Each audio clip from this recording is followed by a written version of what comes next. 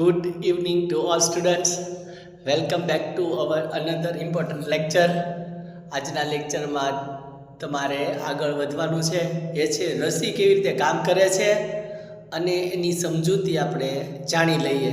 સૌથી પહેલાં તો રસી કોને કહેવાય ને કેવી રીતે ઉત્પન્ન થાય છે એની આપણે વાત કરીએ. હવે જ્યારે રોગકારક સૂક્ષ્મજીવ આપણા શરીરમાં પ્રવેશે ત્યારે એની સામે લડવા માટે એક ખાસ પ્રકારનું એન્ટીબોડી કાર્ય કરતું હોય. આ પહેલાં જાણવું જોઈએ. એન્ટીબોડી એક રસાયણ છે એ ઉત્પન્ન થાય છે. એટલે આપણે મુદ્દો ફરીથી જોઈએ કે જ્યારે કોઈ રોગકારક સૂક્ષ્મજીવ આપણા શરીરમાં પ્રવેશે છે ત્યારે તેની સામે લડત આપવા માટે આપણું શરીર એન્ટીબોડી બનાવે. શરીરને એ પણ યાદ રહી જાય કે એ જ સૂક્ષ્મજીવ જ્યારે આપણા શરીરમાં પુનઃ પ્રવેશ પામે, ફરીથી પ્રવેશે, ફરીથી એનો પ્રવેશ થાય ત્યારે શું કરશે? એ જ એન્ટીબોડી તેની સામે કેવી લડત આપી શકાય એવું યાદ રાખી લે. એકવાર નક્કી કરી નાખે, યાદ કરી લે અને આપણા શરીરમાં એ પ્રવેશ કરે એટલે એને ખ્યાલ હોય કે ભાઈ આ એન્ટીબોડી છે તો એની સામે આપણે કેમ લડવું. શરીરમાં એક આખી સિસ્ટમ ઊભી થઈ ગયેલી છે. આથી જો મૃત અથવા નિષ્ક્રિય સૂક્ષ્મજીવોને અસ્થાયી કે સ્વસ્થ શરીરમાં દાખલ કરવામાં આવે તો આ સ્વસ્થ શરીરમાં દાખલ થયા પછી શું થાય? પછી એન્ટીબોડી ઉત્પન્ન કરી અને રોગકારક સજીવનો નાશ કરે. એન્ટીબોડી ઉત્પન્ન કરે, લડવા માટે એના એન્ટીબોડી ઉત્પન્ન કરે. એને ખબર છે કે આ સૂક્ષ્મજીવ પ્રવેશ્યા હતા તો ચાલો હવે એનો સામનો મારે કરવો પડશે. એટલે એન્ટીબોડી યાદ રાખી અને પછી સામે લડે. આ એન્ટીબોડી આપણા શરીરમાં હંમેશા માટે બનેલા હોય છે, હંમેશા બનેલા રહે છે અને રોગકારક સૂક્ષ્મજીવોથી આપણો બચાવ કરે. જે રોગકારક સૂક્ષ્મજીવ છે એને યાદ કરી એન્ટીબોડી ઉત્પન્ન થાય ને એન્ટીબોડી એને યાદ રાખી લીધો, બરાબર. હવે એની સામે લડશે એટલે આપણે બચી જશું. આ પ્રકારે રસી કાર્ય કરે છે. જેમ કે અમુક રોગ છે, કોલેરા છે, શીતળા છે, ટ્યુબરક્યુલોસિસ એટલે ટીબી, કમળો છે, આવા બીજા ઘણા રોગો છે એની રસી બની ગયેલી છે અને એ રસી દ્વારા આવા રોગો અટકાવી શકાય. યાદ રાખજો, દરેક બાળક યાદ રાખે, આવા એન્ટીબોડી બન્યા પછી એને આપણે અટકાવી શકીએ. આપણે રોગને અટકાવી શકશું. રોગને અટકાવીને એ રોગ સામે લડી શકીએ. જરૂર છે આવી રસી આપણે લેવી જોઈએ જે આપણને રોગની સામે બચાવી લે.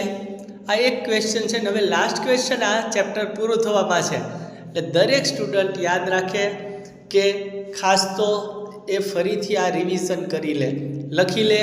એસાઇનમેન્ટ આપણે આપેલું છે, મોસ્ટ ઇમ્પોર્ટન્ટ ક્વેશ્ચન આન્સર છે એ આપણે સોલ્વ કર્યા છે ને હવે ફરીથી આપણે જ્યારે મળીએ ત્યારે નવું ચેપ્ટર કરશું, બરાબર. હવે મેલેરિયાના રોગોનો ફેલાવો ન થાય એની માટે કયા કયા પગલાં લેવા જોઈએ? પહેલાં તો આપણે એ જાણીએ છીએ કે બધા મચ્છર છે એ પાણીમાં પ્રજનન કરે. પ્રજનન એટલે એની સંખ્યામાં વધારો થવો અને એ તેમના સંખ્યામાં વધારો કરતા રહેતા હોય.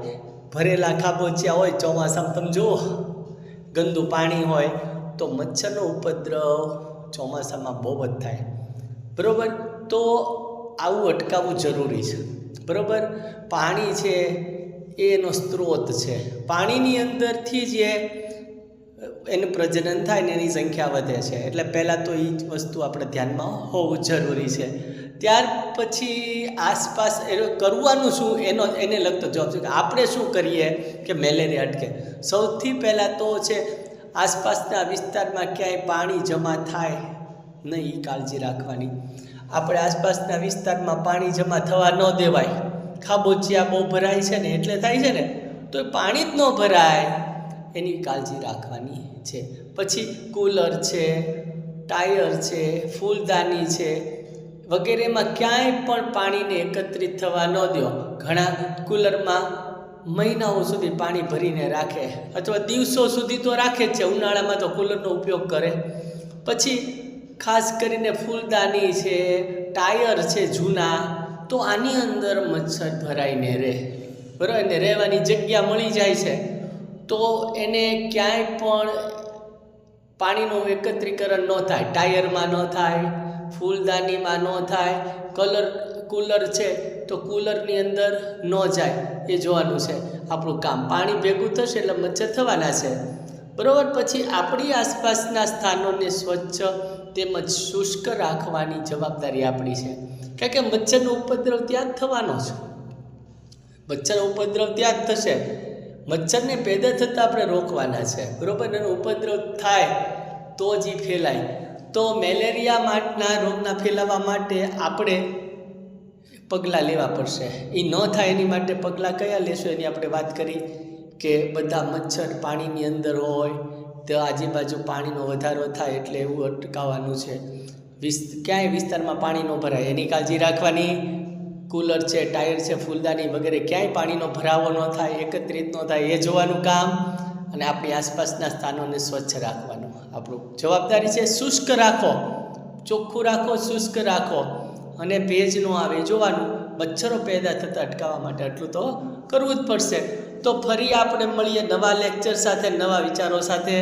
ત્યાં સુધી ખૂબ મહેનત કરતા રહો, ખૂબ આગળ વધવાની જરૂર છે. એક્ઝામનો કોર્સ આવી ગયો છે. દરેક બાળક, આપણો ભાઈ કે બહેન, દરેક પોતપોતાની રીતે મહેનત શરૂ કરી દે અને એક્ઝામની તૈયારી શરૂ કરી દઈએ ફૂલ જોશમાં, ફૂલ જોમમાં. ચાલો ફરી મળીએ નવા લેક્ચર સાથે, નવા વિચારો સાથે.